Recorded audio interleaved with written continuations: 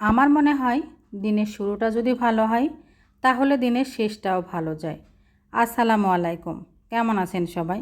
আশা করছি যে যেখানে আছেন সবাই অনেক ভালো আছেন এবং সুস্থ আছেন। আল্লাহর রহমতে আলহামদুলিল্লাহ আমি অনেক ভালো আছি। তো সকালে ঘুম থেকে উঠে চলে আসছি আমার বেলকনি বাগানে। এখানে এসে এত সুন্দর বাতাস আর সাথে রোদ বের হয়ে গেছে। আজকে অনেকটা সকালে ঘুম ভাঙছে, সেই সাথে অনেক সকালে রোদও উঠে গেছে। আর আমার বাগানে বেশিরভাগই কিন্তু নয়নতারা গাছ, আর অন্যান্য গাছও আছে, কিন্তু নয়নতারা গাছই বেশি। কারণ এক সময় আমার শুধুমাত্র একটা নয়নতারা গাছ ছিল, এখন একটা থেকে অনেকগুলো হয়ে গেছে। আর নয়নতারা গাছটা আমার খুব ভালো লাগে, কারণ অসংখ্য ফুল দেয়, তেমন কোনো যত্ন করতে হয় না। আর ফুলগুলো কিন্তু দেখতে অনেক সুন্দর। আমি বাগান থেকে এখন চলে আসছি রান্না বান্না করতে। এর মধ্যে কিন্তু অনেক কাজ করে নিয়েছি। ঘরগুলো গুছিয়ে বাচ্চাদেরকে সকালে নাস্তা করে তারপরে এই যে রান্নাবান্না কী করব সেগুলো কেটে কুটে ধুয়ে রেখে তারপরে ছোটো ছেলেকে নিয়ে স্কুলে গিয়েছিলাম। সেখানে 2 ঘন্টা থেকে তারপরে স্কুল থেকে চলে আসছি। এসে বড় ছেলেকে আবার স্কুলে পাঠিয়ে দিলাম, কারণ 2 ছেলের 2 সময় স্কুল, একটার সকালে আর একটার দুপুরে।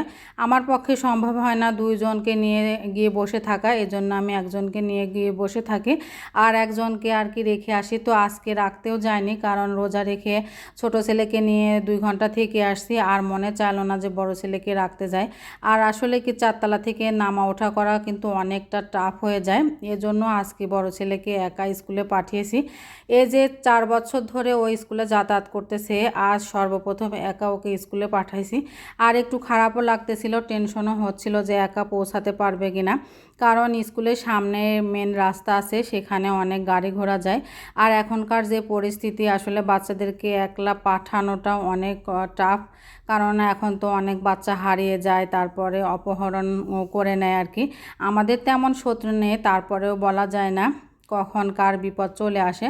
তো খুবই টেনশন করতেছিলাম। তারপরে আমি এক ভাবিকে ফোন দিয়েছিলাম যে ভাবি, আমার ছেলেটা যদি গিয়ে পৌঁছায় তারপরে আমাকে ফোন দিয়ে জানিয়ে দিবেন, তাহলে আমি অন্তত একটু নিশ্চিন্তে থাকতে পারবো। তো যাই হোক, ভাবি আমাকে ফোন দিয়েছিল যে আপনার ছেলে পৌঁছায় গেছে, তারপরে আমি নিশ্চিন্তে ছিলাম আর কি। তো এদিকে যে রান্না বান্না করে নিচ্ছি, কেটে কুটে রেখে গিয়েছিলাম, এখন শুধু রান্না করে নিব। এর মধ্যে আপনাদের ভাইয়াও খেতে আসবে, ও 1টা থেকে 1:30টার মধ্যে দুপুরে খেতে আসে। আমার কথার মাঝে ভুল ত্রুটি হয়ে গেলে অবশ্যই ক্ষমা সুন্দর দৃষ্টিতে দেখবেন। আর যারা আমার ভিডিওটি পেজ থেকে দেখতেছেন তারা আমার পেজটি ফলো করে রাখবেন, আর যারা ইউটিউব চ্যানেল থেকে দেখতেছেন তারা আমার চ্যানেলটি সাবস্ক্রাইব করে রাখবেন।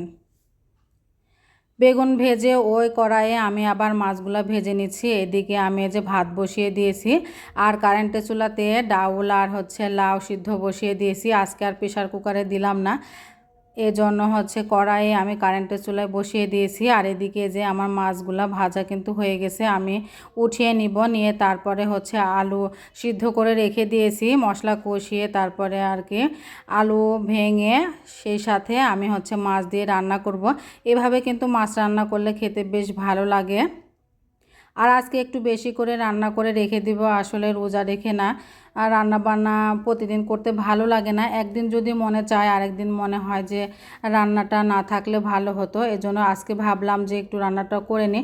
আর আজকে না আমার একটু রান্না করতেও ইচ্ছা হলো যে 2-3 পদের রান্নাটা করে নিই, এর জন্য আর কি। তো আমি যে মশলা কষিয়ে তারপরে যে আলুগুলো হাতের সাহায্যে চেটকিয়ে নিয়েছি, নিয়ে একটু পানি দিয়ে তারপরে মশলার মধ্যে দিয়ে ভালো করে নেড়ে চেড়ে কষিয়ে তারপরে পরিমাণ মতো পানি দিয়ে দিব, দিয়ে মাছ দিয়ে একটু বলক উঠে আসলে ঝোলটা শুকিয়ে গেলেই নামিয়ে নিব। আর আজকের 3টা রান্নায় অনেক মজা হয়েছিল। আপনাদের ভাইয়া দুপুরে খেতে আসছিল, আর আমি তো ইফতার যখন করি তখন খেয়েছিলাম। আর আসলে একার জন্য ইফতারে তেমন কিছু বানাই না, ভাত দিয়ে ইফতার করি। আর পুরো রমজান মাসে ভাজা পোড়া খেয়ে তো অবস্থা খারাপ হয়ে গেছে, এর জন্য চেষ্টা করি যে ভাত দিয়ে ইফতার করার।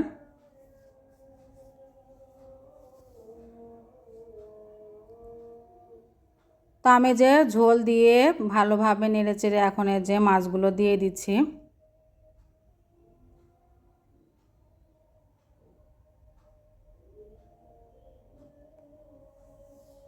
তো এর মধ্যে আপনাদের ভাইয়াও কিন্তু চলে আসছে, ও এসে ও দুপুরের খাওয়া দাওয়া করে নেবে। আর এদিকে যে আমার রান্না বান্না করা শেষ, আমি টেবিলের উপরে রেখে দিয়েছি। তো যাই হোক, আমার আজকের ভিডিও কেমন হয়েছে অবশ্যই জানাবেন। সবাই ভালো থাকবেন, সুস্থ থাকবেন।